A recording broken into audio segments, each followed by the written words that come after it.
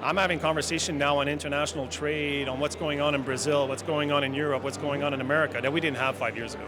So I think the government is keeping up pace to this, and they're saying, "Wow, the world is going there. We need to keep up."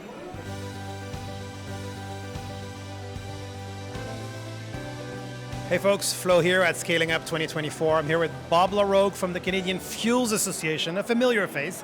We've interviewed you a few times before.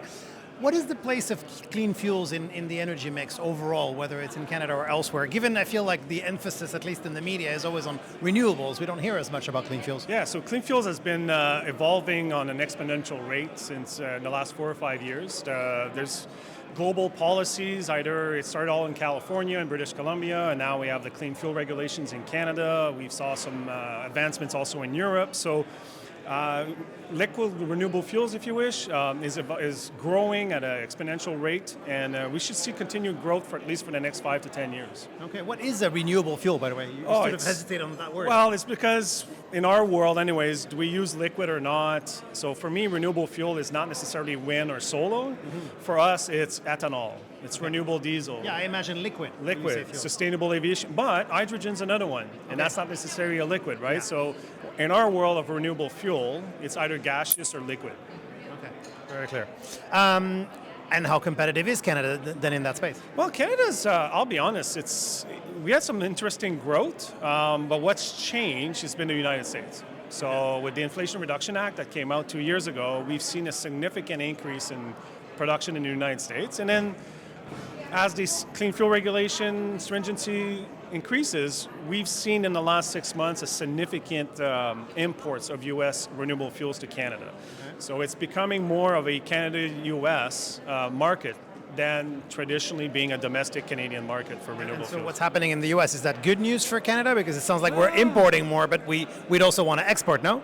Exactly. So I think there's been a change in the market that people are trying to figure out where to go and what does this market offer. So there's a lot of fuel going to British Columbia because of the British Columbia low carbon fuel standard. Mm-hmm. And our Canadian producers are also adjusting to a new market. But there's also the whole idea of the IRA, the production tax credit that's going to take effect in January. Mm-hmm. That's having a significant effect on the market right now. Okay. So that is what's driving the influx of U.S. fuel to Canada. So with that in mind, what should Canada be doing in terms of, regulatory reforms, in terms of incentives or tax credits, which is a term we hear a lot here? We hear a lot about it here. So I think Canadian-made energy is really important, both from an energy security. So we are a huge promoter of Canada to come up with some similar incentives as what the U.S. is doing. Those incentives on the production side, they drive jobs, employment.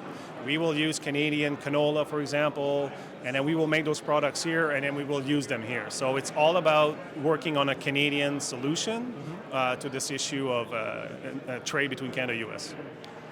What are some of the most promising or new technologies that you're seeing being developed, whether it's in Canada or in other parts of the world in the space? One thing that I was in London and worldwide, people hear it all the time, but carbon capture and storage, Canada's ahead. Mm-hmm. And we have one facility already in Alberta doing it. That's Quest, no? No, it's Northwest Redwater, the refinery. Okay. Quest is also doing it from an upstream kind of project. And I think we'll see more of those. There's going to be additional one in Alberta, Ontario. The problem with carbon capture and storage is where you're going to put it, right?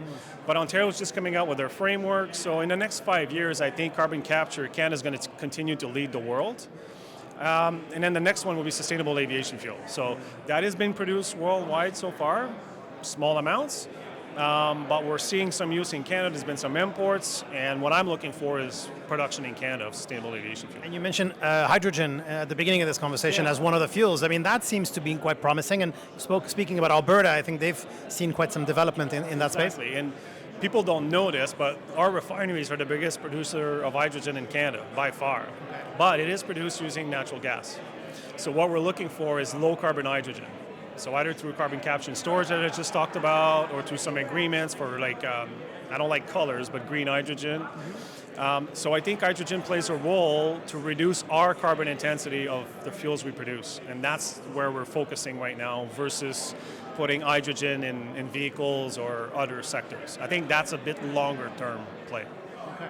And finally, you've been coming to Scaling Up, I think, from day one, so probably 8 years in a row, minus, let's say, the COVID years.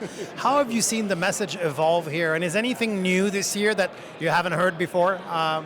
Yeah, I think it's a very good point. I was here, I think, the first year, and we were talking about a strategy. Like, what is the bioeconomy? What does it mean? What are other countries doing?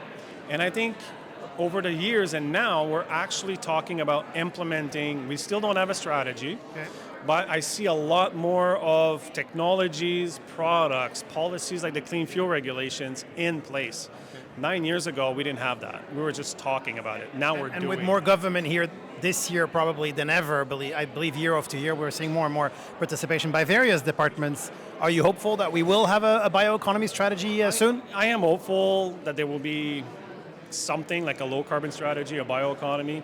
I think the government is realizing that when we're doing it, there's more action, and also it's becoming more global. Like in my world 9 years ago or 5 years ago, it was all about Canada domestic.